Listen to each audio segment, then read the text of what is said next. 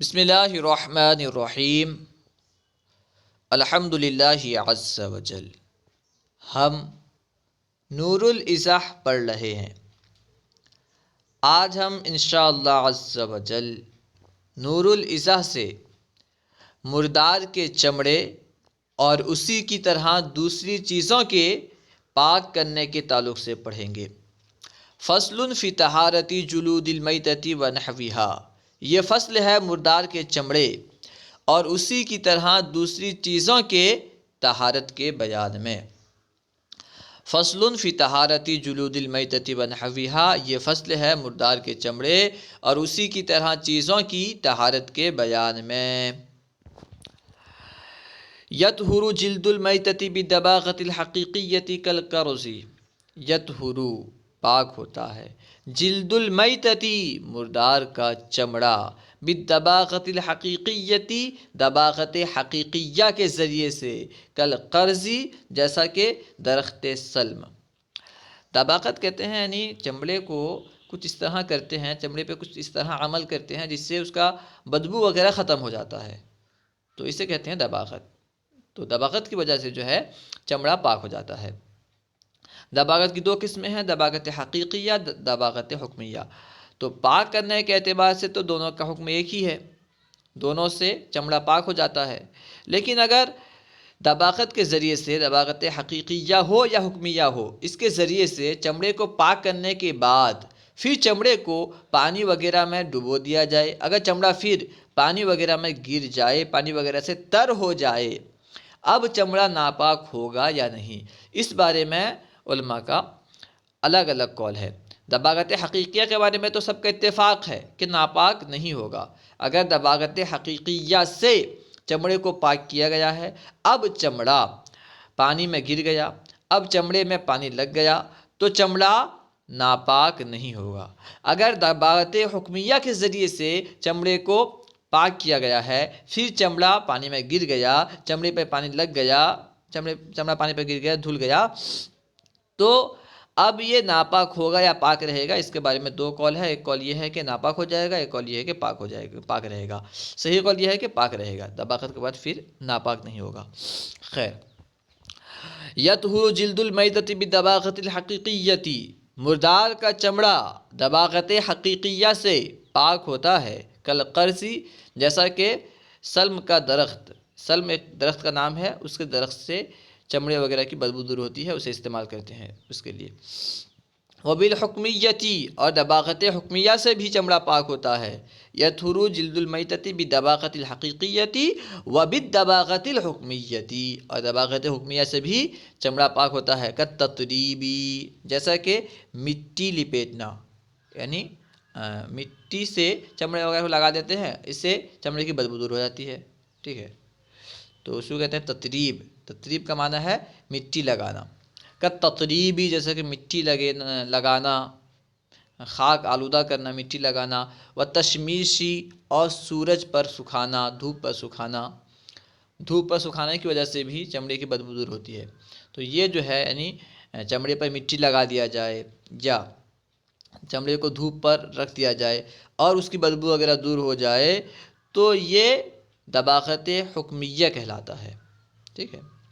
وبالحکمیۃ، اور دباغت حکمیہ سے بھی چمڑا پاک ہوتا ہے، کالتطریب والتشمیش جیسا کہ مٹی لگانا اور دھوپ میں سکھانا، الا جلد الخنزیر والآدمی، سوائے خنزیر اور آدمی کے چمڑے کے، یعنی خنزیر اور آدمی کے چمڑے کے علاوہ ہر جانور کا چمڑا دباغت سے پاک ہو جاتا ہے۔ خنزیر کا چمڑا اور آدمی کا چمڑا دباغت سے پاک نہیں ہوتا۔ خنزیر کا چمڑا تو اس لیے کہ خنزیر نجیس العین ہے، اس لیے اس کا چمڑا دباغت سے پاک نہیں ہوتا، نجیس العین ہے، یعنی وہ نجس ہے۔ نجس اور نجس کے درمیان اس سے پہلے میں فرق بیان کیا تھا، گویا کہ خنزیر جو ہے وہ نجس ہے، عین نجاست ہے، اسی وجہ سے دباغت کی وجہ سے اس کا چمڑا پاک نہیں ہوگا۔ اور آدمی کا چمڑا دباغت سے کیوں پاک نہیں ہوگا؟ کیونکہ آدمی اشرف المخلوقات ہے، آدمی کی تکریم کی وجہ سے، انسان کی تکریم کی وجہ سے اللہ سبحانہ و تعالیٰ نے انسان کو مکرم بنایا. اسی وجہ سے انسان کے تکریم کی وجہ سے، مکرم ہونے کی وجہ سے، شریف ہونے کی وجہ سے اس کا چمڑا جو ہے دباغت سے پاک نہیں ہوگا. وَتَطْهُرُ الزَّكَاةُ الشَّرْعِيَّةُ وَتُطَهِّرُ الزَّكَاةُ الشَّرْعِيَّةُ جِلْدَ غَيْرِ الْمَعْقُولِ، اور پاک کر دیتی ہے شرعی ذبح.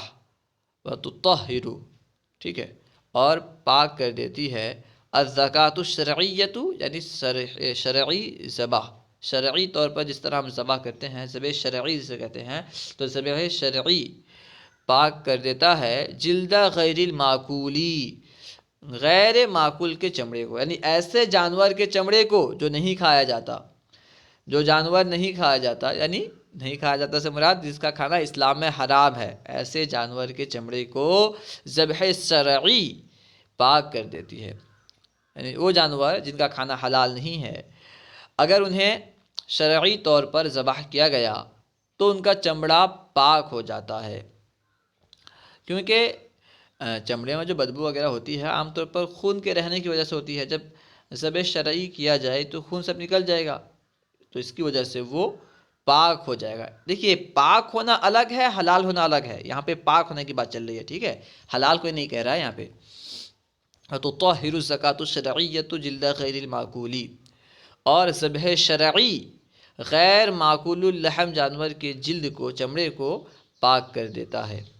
دون لحمہ، اس کے گوشت کے علاوہ، نہ کہ اس کے گوشت کو، یعنی گوشت کو پاک نہیں کرتا. علی الصحیح ما یفتیٰ بہ، اس صحیح ترین قول کے مطابق جس پر فتویٰ دیا جاتا ہے. یعنی ان اقوال میں جن پر فتویٰ دیا جاتا ہے ان میں سے صحیح ترین قول کے مطابق یہ ہے کہ ذبح شرعی سے غیر معقول اللحم جانور کا چمڑا تو پاک ہو جاتا ہے لیکن گوشت پاک نہیں ہوتا. لیکن صحیح قول یہ ہے کہ اس کا گوشت بھی پاک ہو جاتا ہے. گوشت ناپاک تب ہوتا ہے کہ اس پہ خون رہتا ہے. جب ذبح شرعی کر دیا گیا تو خون باقی نہیں رہا، جب خون باقی نہیں رہا تو وہ پاک ہو جائے گا. ٹھیک ہے، اب نیچے دیکھیے، وَكُلُّ شَيْءٍ لَا يَسْرِي فِيهِ الدَّمُ، ہاں نیچے وَكُلُّ شَيْءٍ لَا يَسْرِي فِيهِ الدَّمُ لَا يَنْجَسُ بِالْمَوْتِ، اور ہر وہ چیز، کلو شیء، ہر وہ چیز، لا یسری فیہ الدم، جس میں خون سیرایت نہیں کرتا، جس میں خون نہیں ہوتا، جس میں خون جاری نہیں ہوتا، نہیں چلتا، لا ینجسو، وہ ناپاک نہیں ہوتا، بالموت، موت سے. یعنی موت کی وجہ سے انسان کا بدن ہو یا کسی بھی چیز کا بدن ہو، کوئی بھی جانور کا بدن ہو، ان کے وہ اعضاء جن میں خون سیرایت نہیں کرتا، جن میں خون نہیں چلتا، خون نہیں ہوتا، وہ ناپاک نہیں ہوتے. وہ چیزیں جن میں خون نہیں ہوتا وہ ناپاک نہیں ہوتی. وَكُلُّ شَيْءٍ لَا يَسْرِي فِيهِ الدَّمُ لَا يَنْجَسُ بِالْمَوْتِ، اور ہر وہ چیز جس میں خون سرایت نہیں کرتا وہ موت کی وجہ سے ناپاک نہیں ہوتی. کالشعر، جیسا کہ بال میں خون نہیں ہوتا تو مرنے کی وجہ سے بال ناپاک نہیں ہوتا. وَالرِّیشِ الْمَجْزُوزِ، اور کٹا ہوا پر، کٹے ہوئے پر میں بھی کیونکہ خون سرایت نہیں کرتا اس لیے یہ بھی ناپاک نہیں ہوتا. والقرن، اور سینگ سے بھی ناپاک نہیں ہوتا. مرنے کی وجہ سے سینگ جو ہے ناپاک نہیں ہوتا کیونکہ سینگ میں بھی خون سرایت نہیں کرتا. اب سینگ جب ٹوٹتا ہے کسی جانور کا، دیکھتے ہوں گے اس میں خون نہیں ہوتا، تو سینگ میں کیونکہ خون نہیں ہوتا، کیونکہ اس میں خون سرایت نہیں کرتا، اس لیے موت کی وجہ سے سینگ بھی ناپاک نہیں ہوتا. والقرن، اور سینگ. والحافر، اور کھر میں بھی خون نہیں ہوتا، اس وجہ سے موت کی وجہ سے کھر بھی ناپاک نہیں ہوگا. والعظم ما لم یکن بہ دسم، والعظم، اور ہڈی، ما لم یکن بہ دسم، جب تک اس میں چربی نہ ہو. یعنی ہڈی جب تک اس میں چربی نہیں ہوگی تو وہ بھی موت کی وجہ سے ناپاک نہیں ہوگا. ٹھیک ہے، ایسی ہڈی جس میں چربی نہ ہو وہ ہڈی پاک ہوتا ہے، چربی ہو تو پھر وہ ناپاک ہوگا.